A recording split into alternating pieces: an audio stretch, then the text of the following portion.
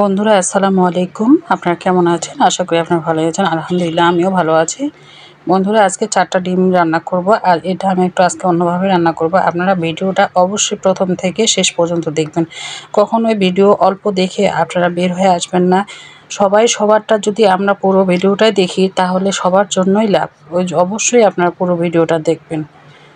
আর ভালো লাগলে অবশ্যই একটা সাবস্ক্রাইবার করবেন আর আমার পাশে থাকবেন, আমি যেন আপনাদেরকে নতুন নতুন ভিডিও শেয়ার করতে পারি।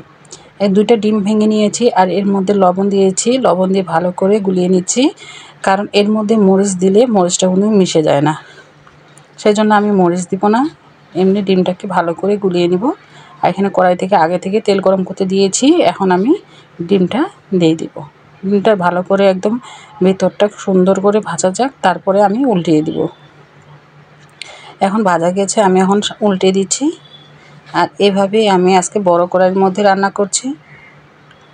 ডিমটাকে আমি টুকরো টুকরো করে কেটে নিলাম আর নিয়ে ভালো করে একটু কড়া করে ভেজে নেব। আর এদিকে আমি মশলাটা রেডি করে নিই। এখানে নিয়েছি পেঁয়াজ বাটা, আদা রসুন বাটা সামান্য, এখানে দিয়েছি শুকনো মরিচ বাটা।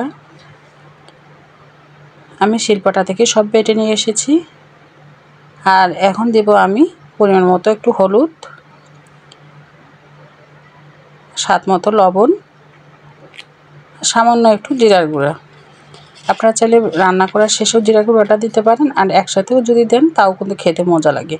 আমি এখন সব কিছু একটু পানি দিয়ে গুলিয়ে নেব। পানি দিয়ে ভালো করে গুলিয়ে নিলাম।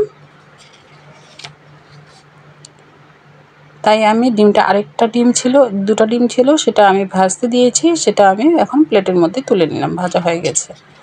আর এখন ভাজা শেষে আমি যে মশলাটা গুলিয়ে রেখেছি সে তেলের মধ্যে মশলাটা দিয়ে দিলাম।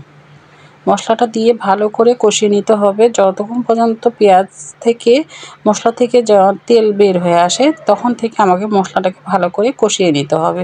এই যে মশলাটা থেকে তেল বের হয়ে এসেছে, এখন আমি 2-3টা দিলাম কাঁচামরিচ। যেহেতু ডিমের পরিমাণ কম আমি 2-3টা দিয়েছি। এখন ডিমটাকে আমি ভালো করে একটু ভেজে নিচ্ছি। এভাবে একটু ভালো করে একটু ভেজে নিব। নেওয়ার পরে একটু আমি এখন সামান্য একটু পরিমাণ মতো একটু ঝোলের পানি দিয়ে দিব। এভাবে একটু ঝোলের পানি দিলে খেতে কিন্তু ভালোই লাগে।